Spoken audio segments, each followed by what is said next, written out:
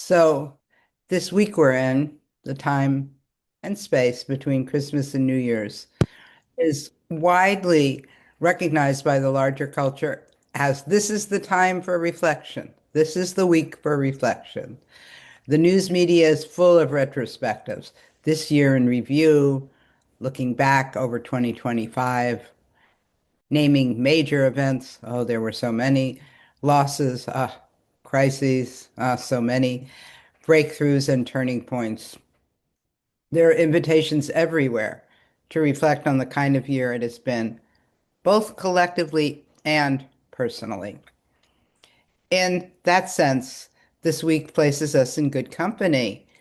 As practitioners of reflective meditation, we're joined with so many people in the mainstream culture who are also pausing, looking back, taking stock.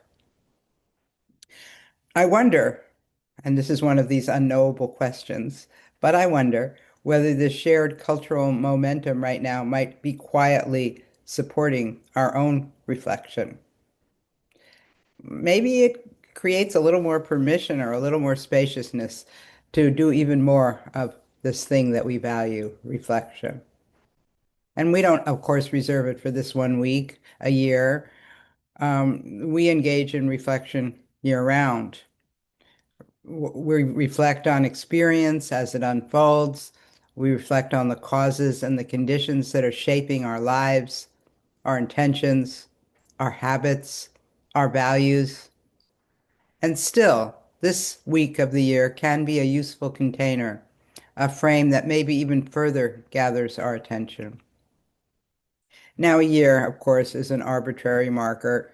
There is nothing inherent in the turning of the calendar that gives it meaning. And by the way, there's so many calendars. We're just choosing one of the many calendars that would mark the end of this year. But anyway, as humans on this calendar, many of us assign a great meaning to years.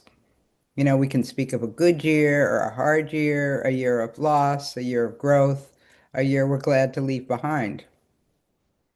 That in itself is worth reflecting on, how readily meaning arises.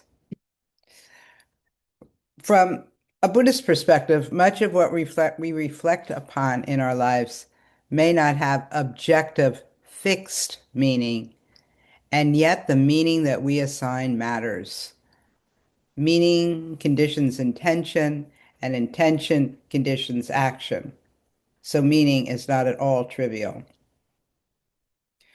In fact, it invites a deeper level of reflection, not only what happened in this past year, 2025, or almost past year, but how we're holding it.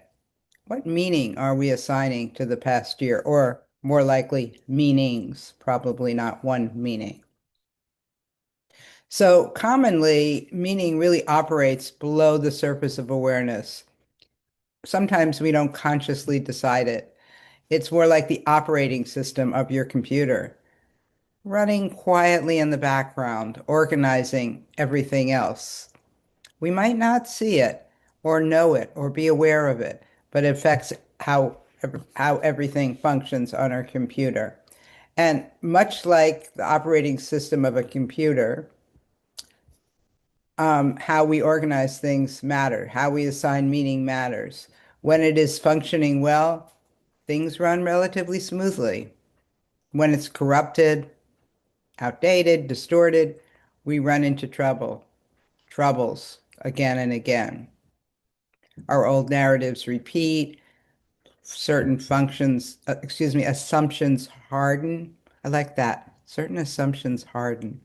We may find ourselves stuck in interpretations that no longer serves us or that we never fully examined in the first place. So reflective meditation gives us a way to gently bring this operating system into awareness. Not to rip it out or replace it forcefully, but to see it more clearly. To notice the assumptions we're carrying about ourselves, about others, about the year that has passed. To ask, is this view actually true? Is it complete? As though it could ever be completely complete. But is it more or less that way? Is it helpful? So sometimes we look to others for meaning, teachers, family, culture, social narratives. And these can be helpful, but reflective meditation invites us to discover meaning for ourselves. Now, we're not in isolation, but we also get more direct, intimate engagement with our own experience and in our Sangha with the experience of others.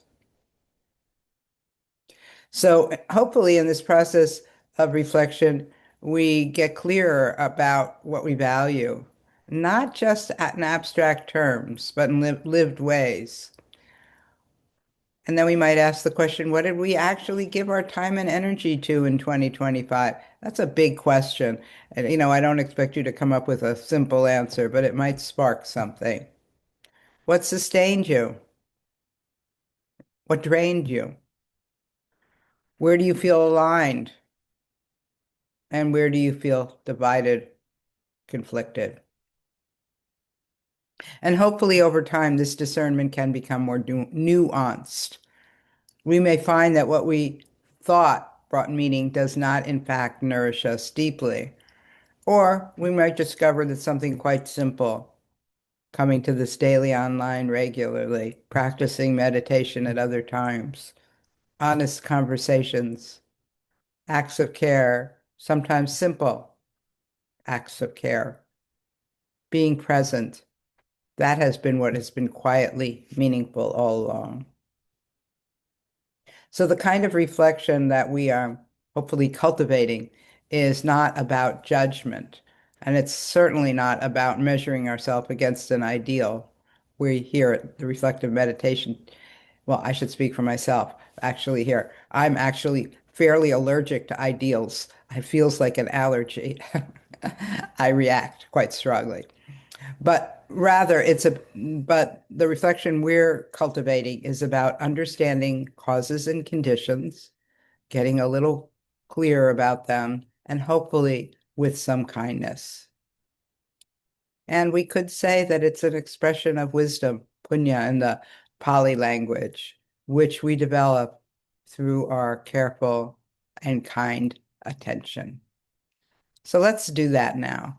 Let's sit in meditation for our usual 30 minutes. I don't see anybody new with us today, so you understand the process.